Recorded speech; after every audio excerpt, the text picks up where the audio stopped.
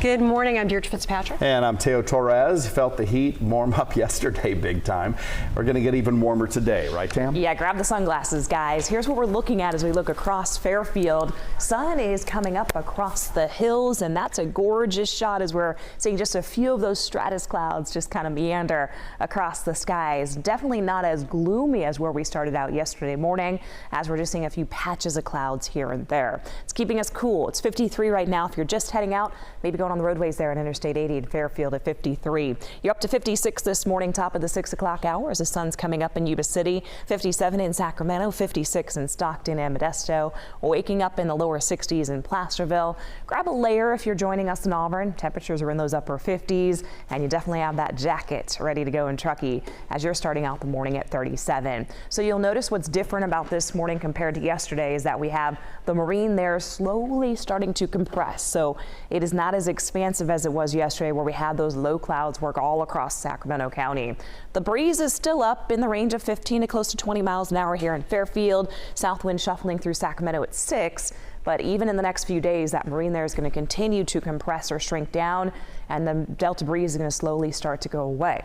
So we are going into some warmer territory. We're looking at 80 degrees today for lunchtime.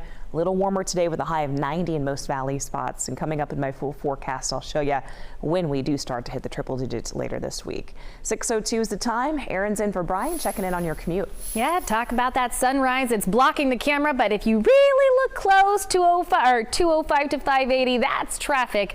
That's not too bad in the Tracy Triangle. Our drive times aren't terrible, and there's no incidents to speak of. So let's keep it up. Everyone headed to the bay this morning.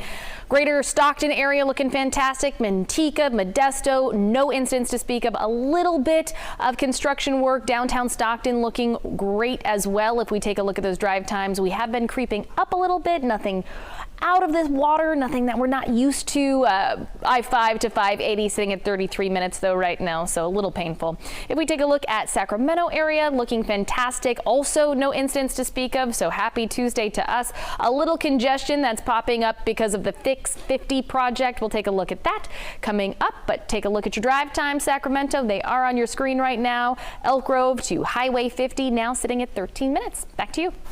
All right, thank you. Well, happening today, lawmakers will meet to figure out how to move forward after a deal on the state's budget was finally reached. KCRA 3's Melanie Wingo is joining us now from the Capitol with more on this deal.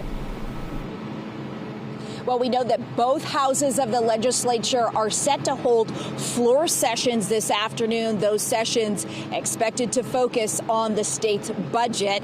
All of that after the governor and lawmakers finally reached a spending plan agreement last night after a weeks-long standoff over the governor's proposal to make it easier and faster to build energy, transportation, and other infrastructure projects in California. The final hang-up centered on Governor Newsom's effort to cut down on the process and paperwork required under California's Environmental Quality Act. Now, the governor releasing a joint statement about the deal with the heads of both legislative houses, which reads in part, "This budget increases our fiscal discipline by growing our budget reserves to a record $38 billion while preserving historic investments in public education, healthcare, climate, and public safety."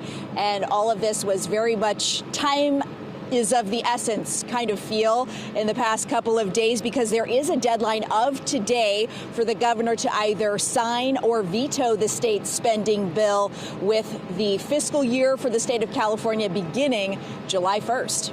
Reporting live at the state capitol this morning, Melanie Wingo, KCRA 3 News. And Melanie, lawmakers had pointed out this is a $310 billion budget, which makes it California's second largest budget ever. And that's despite this year's $32 billion deficit. Well, happening today, the man accused of shooting and killing a teenager in South Sacramento is expected to make his first court appearance. Now, Sacramento County deputies say Rafael Ramirez shot the teenager during a gang fight on Saturday. Deputies say the victim was part of the fight. Ramirez is now facing murder charges and is ineligible for bail. SWAT officers raided 4 different locations in the county at one time on Sunday, which is when they arrested Ramirez. They took 5 people total into custody, although it's not clear whether those 4 will face charges.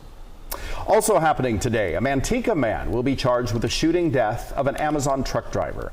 This is a picture of when 28-year-old Andrew Watson was arrested on Saturday. He's been in the San Joaquin County Jail since. He's accused of killing Ilhom Shodiviev of Charlotte, North Carolina. Shodiviev was driving his Amazon truck in Interstate 5 in Lathrop last week when he was shot, and this truck went off the road, crashing into a business. The arraignment is set for this afternoon. It is 6:06 now. A man is in the Solano County Jail this morning facing homicide charges after a deadly shooting happened in Vacaville. Live Copter 3 was up over the crime scene. Police say that 26-year-old Jairo Magana was shot just before 2:30 on Cinnabar Way. He'd been shot multiple times outside a home. Magana was taken to a nearby hospital and he did die. Police later did arrest a 20-year-old David Herschel. No word yet on exactly what led to that shooting. A bizarre and frightening story to tell you about out of Plumas County. This morning, a San Jose man is in jail accused of trying to kill a deputy in his own home. The sheriff says the 26-year-old Henry Evans broke into the off-duty deputy's bathroom, then put a loaded semi-automatic gun to his head and pulled the trigger. Now, fortunately, there was no round in that chamber. The deputy subdued him, then called for help. No word yet on why Evans was in Plumas County or if he knew that deputy. Well, the Supreme Court will release more decisions today in what could be its final day of the term. As usual, a few remaining cases are the most controversial. KCRA3's Amy Lou is in Washington this morning with more on what we're waiting for. Well, the Supreme Court still has 10 more cases to decide, which could impact students, voting, and human rights. For students, the justices will decide if affirmative action, which considers race in college admissions, is constitutional, and whether President Biden's student loan forgiveness plan, which could wipe or reduce debt for millions of people, is legal. Two other cases consider gay and religious rights, whether businesses can deny services to customers based on their sexual orientation, and how far employers must go to accommodate employees' religious beliefs and practices. The justices will also rule who has the final say on elections and if the power of state legislatures can go unchecked. That could affect how voting maps are drawn and how rules and results are determined. So far, today is the only decision day marked on the Supreme Court's calendar, with the possibility of more days being added for the few remaining cases. In Washington, I'm Amy Lou.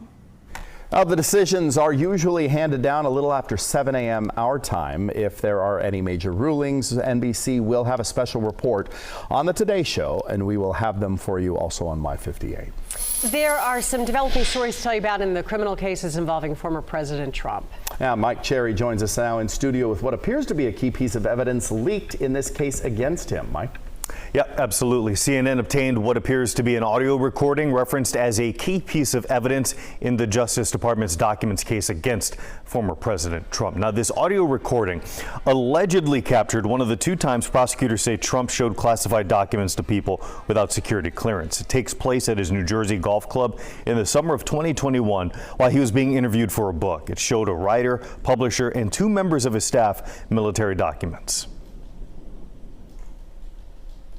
I have a big pile of papers. This thing just came up. Look. This was him. They presented me this. This is off the record, but they presented me this. This was him. This was the Defense Department and him. I just found, isn't that amazing? This totally wins my case, you know. Except it is like highly confidential, secret. This is secret information. But look at this. See, as president, I could have done less. Now I can't, you know. But this is now we have a problem. Isn't that interesting? So after hearing that, Trump's campaign did not deny the recording's authenticity, but did say that it provides context and proves that the former president did nothing wrong. A person who has close ties to Trump is going to be a defendant in court. Who is that? Yeah, that person is Walt Nauta. He works as a valet and aide for Trump and will be formally charged today for helping him take government documents and hiding them. Now, investigators say that Nauta was instructed to move boxes of documents in Trump's Mar-a-Lago home, giving the idea that a diligent search had been done to return those papers to the government. Nauta is also accused of false statements during an interview. with investigators saying that he did not know exactly how the boxes were kept and moved. Now, Nalto was charged earlier this month alongside Mr. Trump, but his court appearance was actually postponed in order to give him more time to find an attorney that was qualified to appear in federal court in Florida. Teo. All right, thank you, Mike. Also today, a judge will hear arguments on whether Mr. Trump's criminal case in New York will be moved today to federal court. Trump's lawyer argues that the charges are related to his private company records but involve alleged crimes while he was president. The law also allows criminal cases to be moved from state court up to the federal level, which could make it easier for Trump to appeal and have the case ultimately dismissed. Trump was charged for falsifying records to cover up payments he made through his lawyer to quiet allegations of an affair with an adult film star. The trial in New York State Court is set for next spring.